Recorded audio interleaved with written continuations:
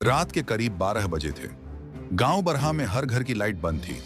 सन्नाटा इतना गहरा कि अपनी सांसों की आवाज तक सुनाई दे रही थी। बस कभी कभी कुत्तों का भौंकना और झींगुरों की आवाज आती। गांव के बाहर पुराने कुएं के पास एक विशाल पीपल का पेड़ था, जिसके नीचे कोई भी रात में रुकने की हिम्मत नहीं करता था। लोग कहते थे, उस पीपल के पेड़ के नीचे एक औरत दिखती है, सफेद साड़ी में, खुले बालों के साथ, जिसके पांव उल्टे हैं। उसका नाम था शकुंतला। 20 साल पहले उसके ससुराल वालों ने उसे जिंदा जला दिया, क्योंकि वो बांझ थी, कोई बच्चा नहीं जन सकी। मरने से पहले वो हर रात इसी पेड़ के नीचे आकर रोती थी। भगवान से कहती, मुझे एक बच्चा दे दो, नहीं तो मुझे यहीं बांध लो।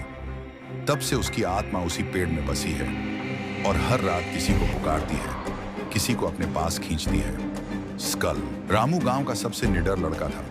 वो हमेशा हंसकर कहता था, भूत प्रेत जैसी कोई चीज नहीं होती, सब दिमाग का खेल है।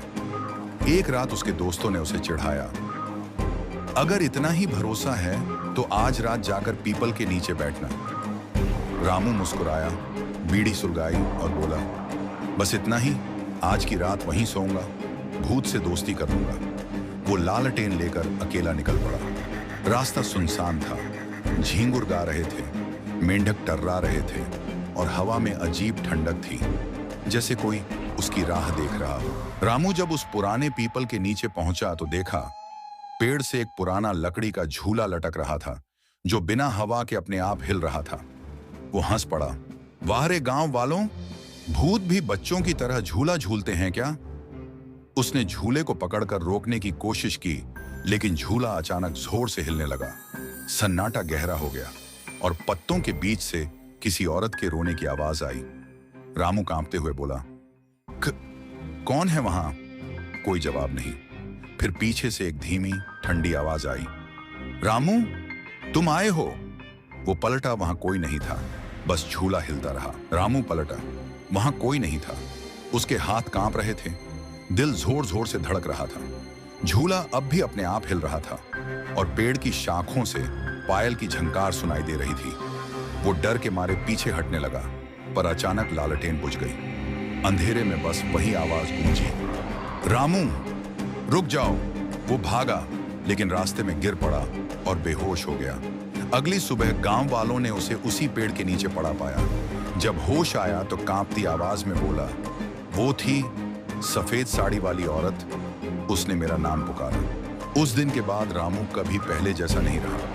उसकी आंखों में हर वक्त डर का साया था। तीसरी रात रामू फिर अचानक अपने घर से भागा। लोगों ने सुना वो किसी से बातें कर रहा था, जैसे कोई उसे बुला रहा हो। उसकी माँ रोती रही, रामू रुक जा, पर वो भागता गया, सीधे कुएं की ओर। अगली सुबह कुएं में उसकी लाश तैरती मिली। चेहरे पर डर नहीं था, बल्कि हल्की मुस्कान थी, जैसे वो किसी अपने से मिला हो। गांव में दहशत फैल गई। लोग कहने लगे, शकुंतला लौट आई है, अब हर साल किसी को अपने साथ ले जाएगी। उस रात से कोई भी उस रास्ते से नहीं गुजरा, और कहते हैं हर आधी रात वही झूला फिर अपने आप हिलता है, जैसे कोई अब भी वहां इंतजार कर रहा हो। समय बीत गया। 10 साल बाद गांव में मोहन यादव नया सरपंच बना। वो पढ़ा लिखा आदमी था और अंधविश्वासों में विश्वास नहीं करता था। उसने गांव वालों से कहा, भूत प्रेत कुछ नहीं होते, कल उस पीपल को काट देंगे, लोग डरना छोड़ देंगे। गांव वाले डर गए और मना करने लगे, पर मोहन ने जिद पकड़ ली। अगले दिन लकड़हारे बुलाए गए। जैसे ही कुल्हाड़ी पेड़ पर चली, पेड़ से लाल रंग का रस टपकने लगा। लकड़हारे चीख पड़े, सरपंच जी, ये तो खून है। मोहन ने ठंडी हंसी के साथ कहा, यह सिर्फ पेड़ का रस है मूर्खों।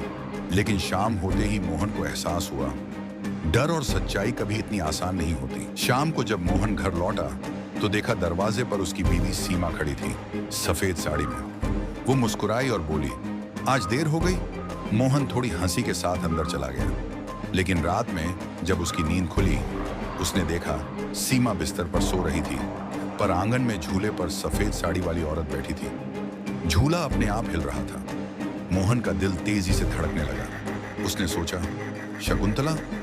लेकिन डरावना एहसास ये था, ये उसकी बीवी नहीं, बल्कि वही आत्मा थी जो पीपल के पेड़ से बंधी थी। सन्नाटा और हवाओं की फुसफुसाहट ने रात को और डरावना बना दिया। अगली सुबह गांव वाले मोहन के घर पहुंचे, लेकिन दरवाजा अंदर से बंद था। लोगों ने दरवाजा तोड़ा तो देखा मोहन दीवार से लटका हुआ था, आंखें फटी हुई, चेहरा पूरी तरह सन्नाटे में जम गया था।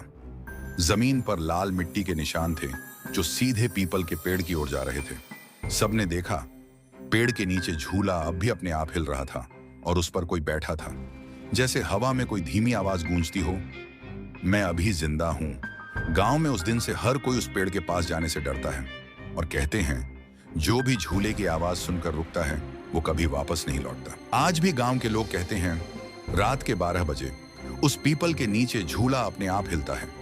कभी कोई औरत रोती है, कभी बच्चों जैसी हंसी सुनाई देती है। जो भी उस रास्ते से गुजरता है उसे लगता है कोई उसका नाम पुकार रहा है, और जो रुक जाए वो कभी वापस नहीं लौटता। कहते हैं शकुंतला की आत्मा अब हर रात उस पेड़ के नीचे जागती है जो अधूरी दुआ और डर के बीच फंसी हुई है, और अगर उसकी आवाज सुनाई दे मैं अभी जिंदा हूं तो समझ लेना वो अब तुम्हें अपने साथ बुला रही है। अगर आपको ये वीडियो पसंद आया हो तो लाइक करना मत भूलिए और हमारे चैनल को सब्सक्राइब करके बेल आइकन दबाइए ताकि आप हमारी आने वाली मजेदार